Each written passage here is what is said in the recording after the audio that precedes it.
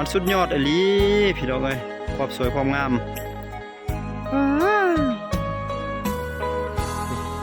ครบทุกองค์ประกอบน้ำลิ้นประจำหมู่บ้านแต่ละเชียนเนาะลาเนาะมาลัดมาหมู่บ้านนี้เป็นครั้งที่3แล้วมายามใดก็สวยงามยามนั้นพี่น้องเอ้ยโอ้ยงามเลย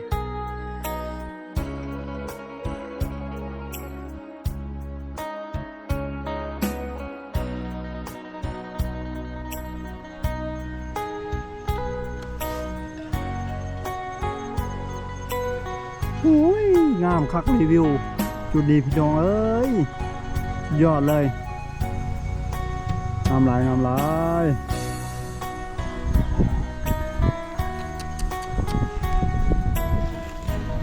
เอาสบายดีเด้อพี่น้องเด้อสบายดีสวัสดี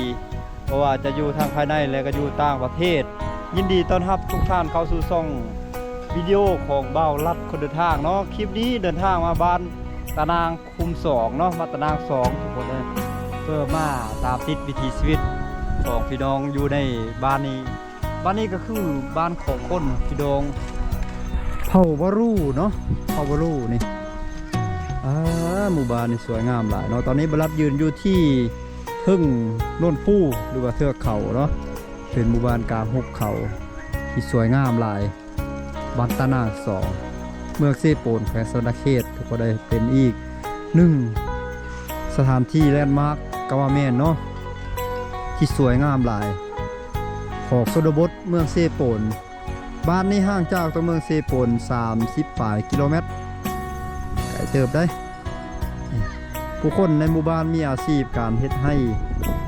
เฮ็ดหน้าก็มีบางคนก็มีฮอนหน้าเนาะแล้วก็ส่วนปลูกมันต้นมันสับปะหลังปลูกไม้วิกแถวนั้นกำลังมีการบุกเบิกเห็นบ่แถวปลูกบุกเบิกครับสีปลูกมันต้นแน่เห็นได้ไกล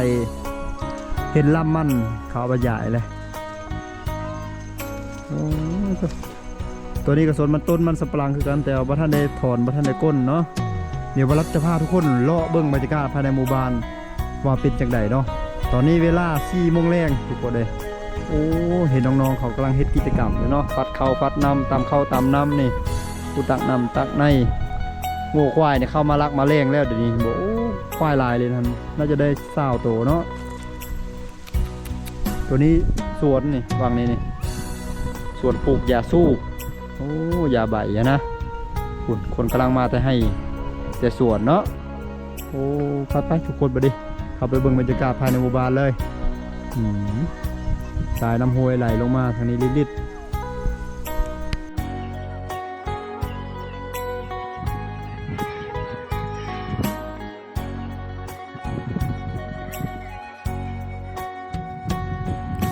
ลางกระโตกเนาะ โอ้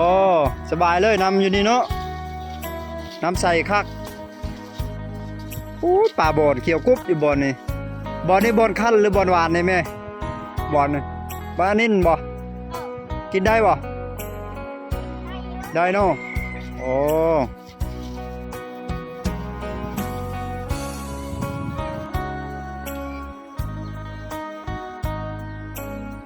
หูยงามเลย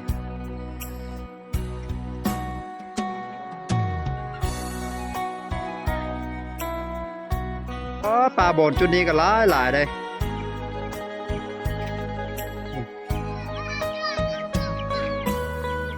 นี่เป็นทิศตะวันตกดิทิศตะวันตกอันนี้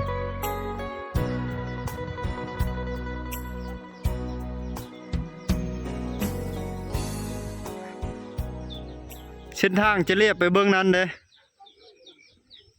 แคบตีนผู้เบื้องนั้นพอแล้วก็มีลักไฟฟ้าแล่นกายเพราะว่าบ้านนี้เป็นบ้านน้อยก็เลยบ่ได้เอาไฟลงแล่นกายซะก่อนเนาะบ่แล้วจังค่อยว่ากันเพราะค่าใช้จ่ายมันสูงได้เอาไฟลงเนี่ยบ่ธรรมดาได้พี่น้องเอ้ยหม้อแปลงไฟหม้ออย่างต่างๆมีราคาแพงหลาย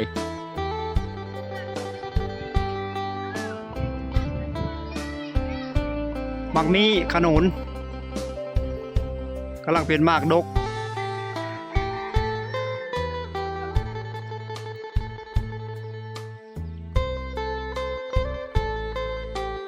โ แบบหมูป่าเลยนี่นะคือหมูป่าคะแนน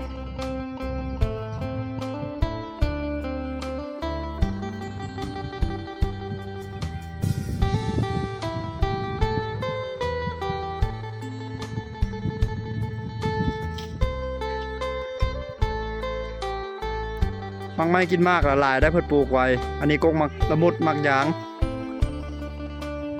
กกนี่ใหญ่ขนาดเลยดิอยู่ข้างบรัดเลยดิแต่มันจะตายเลยเนาะแมงจอแมงอย่างอะไรนี่ปุ๊ใหญ่ดิกงนี่กกมีกกขนุนเด้ปุ๊จักแม่นแต่สมัยใดแล้วดิแมงจอแมงอันนั้นเลยโคตรใหญ่เลยเศษชิ้นส่วนระเบิดลงเรือแต่สงคราม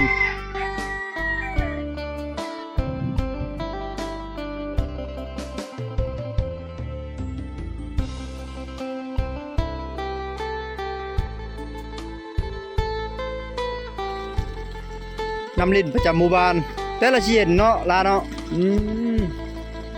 ออกมาได้ท่อเล็กคะแนนต่อลงมาถึงผู้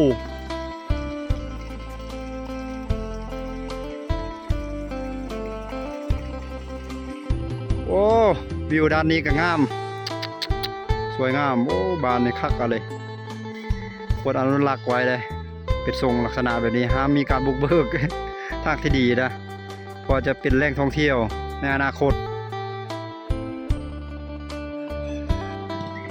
ต้นบักมีหรือว่าต้นขนุนนี่หลายได้นั่นน่ะ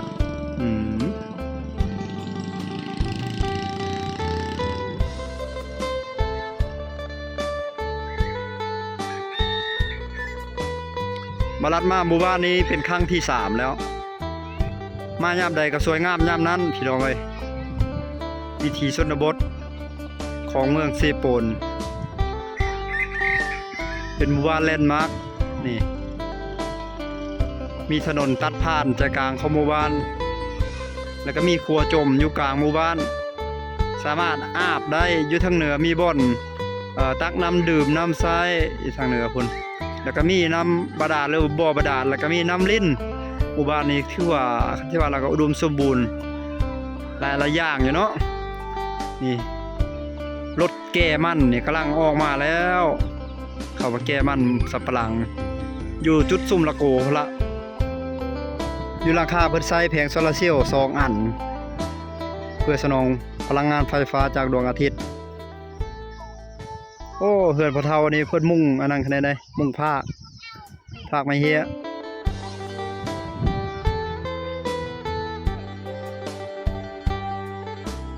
มันสุดยอดอีหลี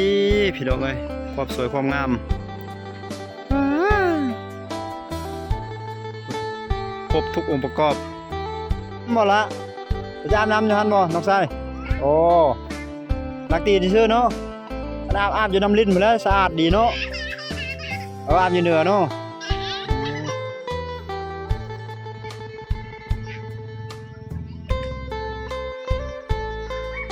เฮ็ดไม่ฟ้อยบ่พ่ออ๋อไม้กวาดพื้นเอาแขมได้วัตถุดิบจากธรรมชาติใส่การเรียบร้อยเนาะมื้อนี้ได้จักอันมื้อนี้เฮ็ดได้2เนาะมื้อนี้เนาะเฮ็ดเอาไปขายบ่พ่ออ๋อเอาไปขายเนาะการนึงเท่าใดหั่นการนึง3,000 กีบเนาะ3,000 กีบ30 บาทไทยดอลลาร์กับ$1สหรัฐแก้วมังกร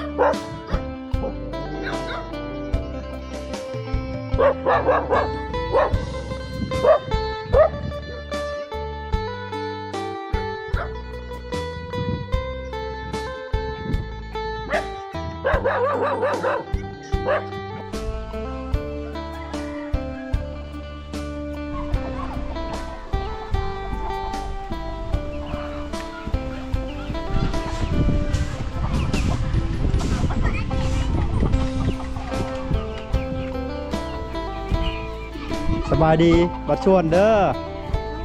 ทำข้าวยามมื้อแลงเนาะโอ้ล่มแล้วบัดนี้ล่มมาแหละเขาให้โดยสไลด์บ่โอ้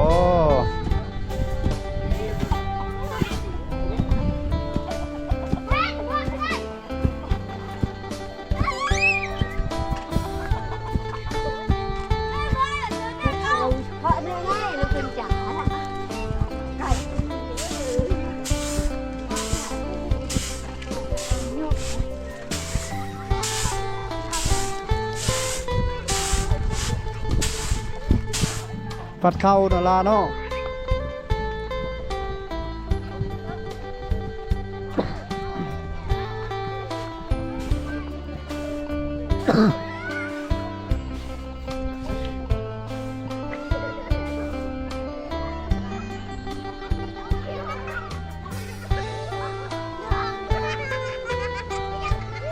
จอดปลาไปฮั่นแหละรถบลัด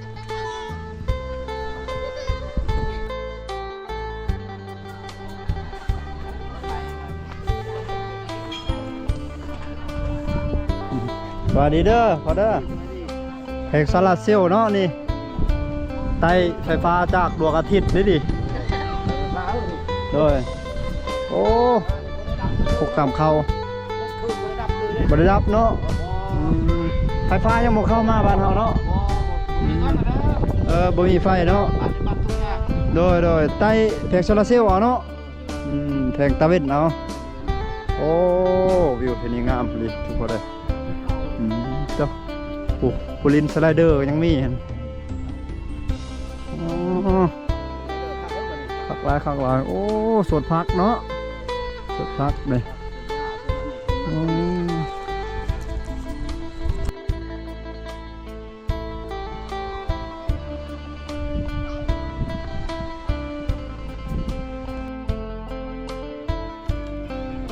สวนมักแตงป้าโตเห็ดหัวสูงเลยโชคลีโทมโหเลยโทมโหยินมือเลยเลือกนี้โหนะกันใกล้ปลูกมักแตงวันนี้ปลูกผักว้าผักสลัดงามเลยเขียวกุ๊บอยู่ผักสลัดอ่ะขี้แก้บเนาะนั่นไล่ลงไส้เนี่ยนี่จะขี้แก้บเนี่ยเขาตามเข้าอยู่ตรงนี้เด้โอ้ขี้แก้บไล่ลงแค่มันเลยงามบัดนี้นะง่ายครับโอ้จะมางามผักสลัดกับบักแตงพอเขาตำข้าววังนี้เด้ตำข้าววังนี้ขี้แก้วกับซะลงนี้เลยโอ้ผักอะไรคน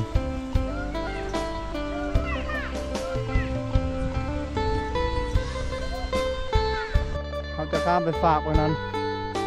ไปเบิ้งมุมเบิ้งนั้นก็งามเช่นเดียวกันเนาะโบเพเบิ้งนี้เดี๋ยวไปเบิ้งตัวจริงบ้านอยู่สองฟางโพยตะกายู่ลุบหุบเขาหุบเฮวโอ้ตัวนี้แล่นมาลัดเหรอ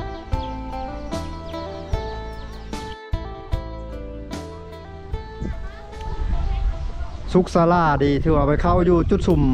บ้านดงสวรรค์หรือว่าไปเข้าอยู่จุดสุ่มสะเลนพงเฮียนนี่ไปเข้าอยู่บ้านอ่าวหอวัดในโบวี่ได้พี่ดอยวัดเลยก็เพิ่นนับถือผี100%ก็เลยไม่จำเป็นต้องได้เข้าวัดมีการเสียชีวิตอย่างต่างๆก็ต้องฝังบนเผาได้ฝังอย่างเดียวโอ้บรรยากาศทางนี้คักกันเลยทุกคนเลย เลาะไปทางนี้พี่น้องไงโอ้เหินแปรหลังนี้หลังใหญ่งามเนาะอุ้มลูกเกียร์ลาน น้ำสร้างบาดาลหมูกี้หมูซ่องมารับล้านไปแล้วราคาล้านปลาย2 ล้านไปแล้วนี่ออกอยู่น้ำเนาะยังออกเนาะน้ำนี่เนาะอ๋อน้ำบ่อบาดาลเป็นของโครงการได้ดิสนับสนุนโดยโครงการ AHAN โดยผ่านองค์การสุภนิมิตสากลประจำสปป.ลาวให้ทุนโดยสหภาพยุโรปหรือว่ายุโรปนี่ดิเครื่องหมายโอ้หมูกำลังกินห้ำเลยอันนี้ส่วนยาสูบเพิ่นดิส่วนยาสูบเพิ่นได้ออกดอกแล้วนี่เพิ่นเก็บใบลายอันแล้วโอ้เห็นยังอยู่เด้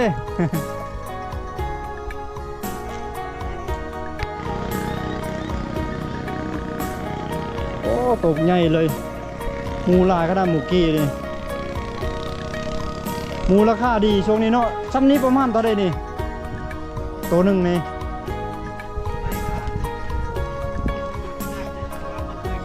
อ๋อ ยังไม่เคยขายซ้ำนี้เนาะ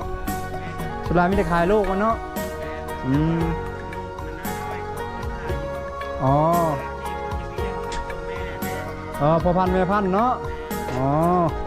สัญญาณนี่รักยังอยู่ในใดละเก้าได้วะอ๋อมีอยู่เนาะเบิ้งโอ้ของคอยบุขึ้นเลยเลยละเก้าเลยบุขึ้นเลยนะ ของเจ้าใช้รักยังโอ้แถวใดแถวเทิงพุ่นเนาะอ๋อไปแถวนั้นพุ่นเนาะผู้ตัวนั้นตีวิทย์หลังเฮินนั่นไปเนาะโอ้อยู่สวนมันผู้ใดสวนมันอยู่เทิงพุ่นจังมีอ๋อแถวนี้ชื่อว่าแถวเฮาอยู่นี่บ่มีแล้วเนี่ยอันนี้สิเฮ็ดอันเมียงนี่เฮินยังนี่เฮินอยู่บ่หรือเฮินกับลูกเราเข้าบ่อ๋อโดยไม่เท่ากำลังเฮ็ดนี่เนาะสารฝาผนังนะไม่เฮียนี่ซับแล้วก็ตากแห้งแล้วก็สารผู้เฒ่าแล้วเพิ่นอยากอยู่แบบสงบเนาะสงบเสงี่ยมผู้เดียวเพิ่นอยู่นำหลายคนพัดลักไล่เสียงลานให้ได้เนาะ โอ้คักบรรยากาศบ้านเฮา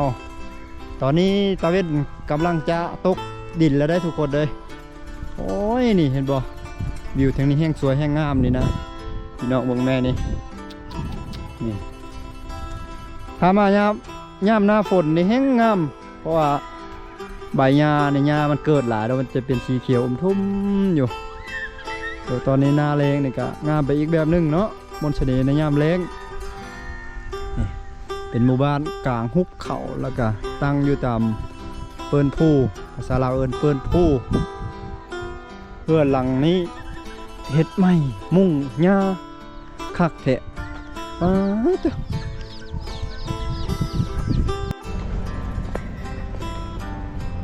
โอ้มุ้งหญ้าคักเลยยามหนาวก็อุ่นๆยามร้อนก็เย็นๆคลุกตามเข้าด้วยมือเดี๋ยวมูน่าจะตามมักเพชรนี่ชีแดงๆพวกโอ้เอามาเกลือไก่ได้นี่พวกหัวพวกเอามาเดือป่ามาก็เฮ็ดแล้วไม่ไหมเฮือนหลังนี้เนาะสบายดีอยู่บ่โอ้มีแผงโซลาร์เซลล์เนาะติดแผงโซลาร์เซลล์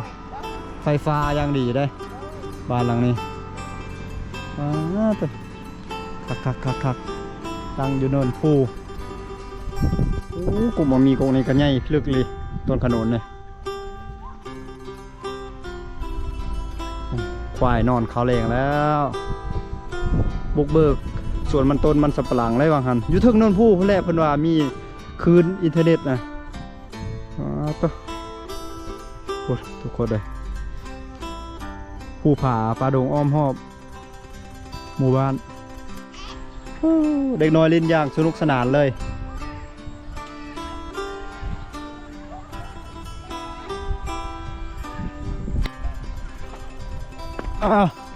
เขาสิพาทุกคนลงไปเบิ่งบรรยากาศอยู่ข้างเมืองลุ่ม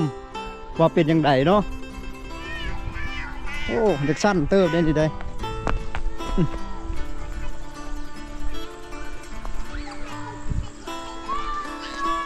ส่วนพักป้าใบยาสูบงามพิลึกพิโลเลย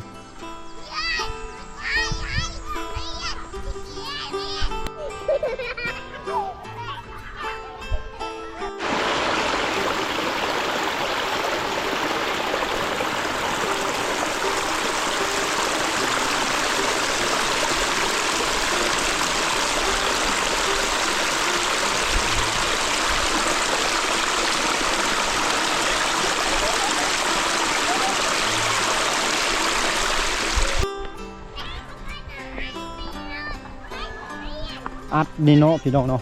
อัดเอาเลี้ยงป่าเจ้ามาสิคักโอ้ใบยาสูบมันงามคักเลยพุดาเกี่ยวกุ๊บใบยาสูบตัวดีพี่น้องเลยใบยาสูบแล้วตัวนี้มะเขือเทศมักเล่นหรือว่าโตมาโต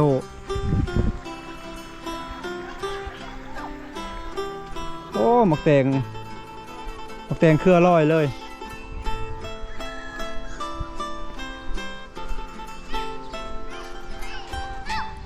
อันนี้น่าจะเฮ็ดข้างมัง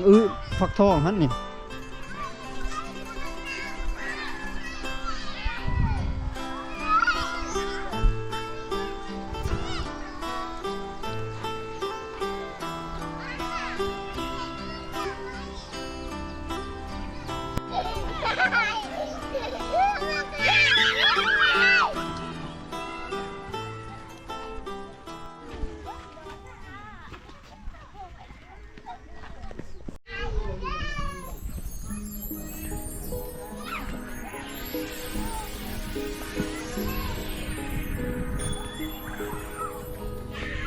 เห็ดยังอยู่เด้อนางเล่นยิ้มพักแทะเราท้าผู้บ่าวอ่ะ นัดผู้บ่าวมาหาว่าวันนี้สาวน้อยเนี่ย วิดีโอนี้ก็ซีพี่แต่ประมาณสำนีได้พี่น้องเลยฝากพี่น้องทุกคนที่เข้ามาติดตามรับชมคลิปนี้กดไลค์กดแชร์กดติดตามคอมเมนต์เพื่อเป็นกำลังใจให้บรรลัดเฮ็ดคลิปในครั้งถัดไปเนาะเจอกันหมู่บ้านถัดไปเนาะเอาขอบคุณเนาะสบายดีบ๊ายบาย